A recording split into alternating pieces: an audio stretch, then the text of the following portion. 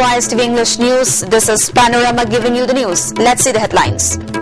Chairman of NEPSA calls upon people of Northeast to join hands to make the region developed in all fields. News in detail. Chairman of Northeast Students Organization NEPSA, Samuel B. Jadwa, has appealed to the people of the Northeast to join hands to make the region developed in all fields.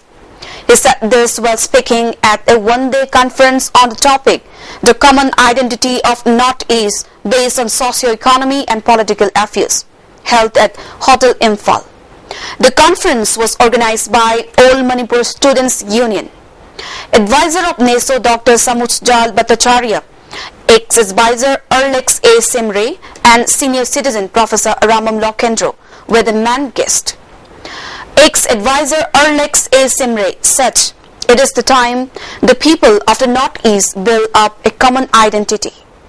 Professor A. Lokendro said, "It is necessary for the people of the Northeast to go together to bring changes in the socio-economy of the region." Advisor of NEPSA, Dr. Samujjal Bhattacharya, appealed to the people to be united in order to boldly show the courage of the Northeast people to the people of other parts of India so that they change their attitude towards the Northeast. Chairman Samuel B. Jadwa opined that the government of India has not done anything beneficial for the people of the Northeast, where there are plenty of resources in every field. As such, it is necessary to try to bring changes in the socio-economy of the Northeast people. From this look east or act east policy, well, we always maintain that development should be sustainable development, and we should not allow any development which is aggressive in nature. Aggressive development will not benefit our people, will only benefit the interest groups who are going to really benefit out of this aggressive development, and for our indigenous population, it will be a bane, not a boon that will befall our indigenous people. Manipuri boxer Samjit Sabam Sajubala has failed to win gold and had to remain content with a silver in the final bout of the 48 kg group in the Women's World Boxing Championship going on at Jeju, South Korea. She was defeated by the Kazakhstan pugilist Kijaibe Najim. Tuthamat Raksat of Thailand and Madoka Wada of Japan received bronze.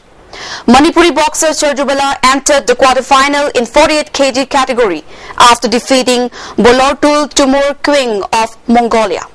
She gained her entry into the semi-final by defeating Algiana Suburo of Indonesia in the quarterfinal. Then she defeated Thai pugilist Tuthamat Raksat in the semi-final. A large team of Imphal West Police today conducted a search operation in the area between Nagamapal Kangjabi Awang and Nagamapal Fogoi Sangbam by verifying the identity of its individual living in the area. The police team, led by additional SP Operation K. Megachandra, called out all the adults from the houses and verified about 1,300 persons during the operation. About 950 non-Manipuris were also reportedly verified. About 140 persons who did not have their identity cards were taken to Imphal police station by the police for further verification. Now the national and international news. Parliament began the month-long winter session today, but both houses were adjourned for the day as a sign of respect for two senior parliamentarians who died, including Congress leader Murli Deora. The government hopes to push through key reforms in sectors including insurance, but the opposition is likely to protest most proposals. In the upper house or Rajya Sabha, the government is in a minority.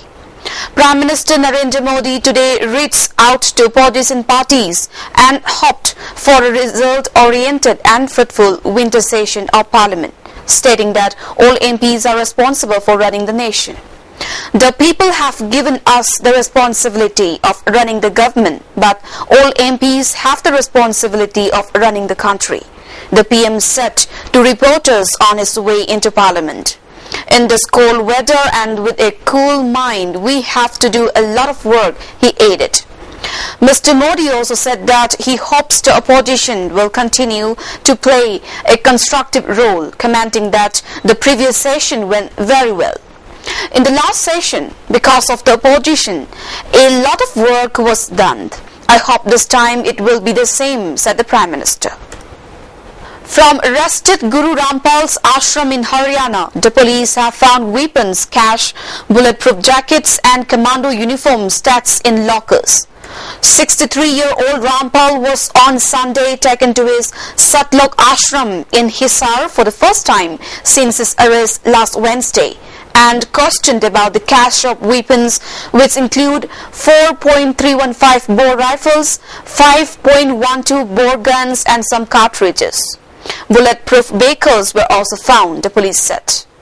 The Seth-style Godman was taken around the complex as lockers and cupboards were opened in the presence of a magistrate. Senior police officer A.K. Rao said Rampal was questioned on the bulletproof jackets and commando uniforms. He was asked whether he and his followers, who called themselves Baba's Commandos, were preparing for an offensive against the police. It could be that, or it could also be the fact that they were apprehensive about some threat police action, Mr. Rao said. Fissures within the Congress are becoming more apparent with each passing day, and now Party General Secretary Digvijay Singh has taken a dig at senior leader P. Chidambaram by saying that any party leader can fight elections for becoming its chief. Singh has said that no one has stopped someone who is not a Gandhi from running for the post of party president. Chidambaram and any non-Gandhi has complete freedom to fight elections for the post of party president. Nobody is stopping them. No one has stopped any non-Gandhi from contesting the AICC presidential elections, he said. The remarks came days after former Finance Minister Chidambaram had said in an interview that a person other than a member of the Gandhi family could become the president of the Congress. Education Minister Smriti Irani, who is in Rajasthan for a personal tour, was seen visiting one of the country's best-known astrologers today. The 80-year-old, referred to as Natu Lal Ji by his followers, reportedly told the minister, who is 38, that she is due for a huge promotion. She will become president in 5 years, the astrologer told reporters. Former President Pratibha Singh Patil and Rajya Sabha MP Amar Singh are among the high-profile fans of the astrologer, who lives in a village near the famous temple town of Natwara, around 280 kilometers from the state capital of Jaipur. When asked to comment on her consultation, Ms. Irani said, "What I am doing in my personal life is not the responsibility of media to report until and unless it affects my duties." A whole set of second-generation reforms will be unveiled in the next union budget, Finance Minister Arun Jaitley said today, promising a lot of exciting time ahead. The country needs a larger opening out in more sectors. It requires stability of policy and tax regime besides a reasonable cost of capital, he told PTI journalists at an interaction at the agency's headquarters in New Delhi. Looking ahead, the minister envisages the GDP growth to cross 6% in 2015 and 16 once the effect of all the steps proposed kicks in. From there on, we are going to take off, he said. As about the broad contours of the directions the budget for 2015 and 16 will take, Mr. Jaitley said, there is a whole set of second-generation reforms. And there is a whole set of reforms which have arisen because some undoing is required. The coal ordinance is one undoing thing. Allocation of natural resources by non-discrimination is undoing thing. A rational and reasonable tax regime is undoing thing. Some procedure changes in the land acquisition law is an undoing, he said. Well, that's all we have for now, but before we wind up, let's have a quick look at the headlines once again. Chairman of NEPSA calls upon people of Northeast to join hands to make the region developed in all fields. Thanks for watching the news, and for more updates, please stay tuned.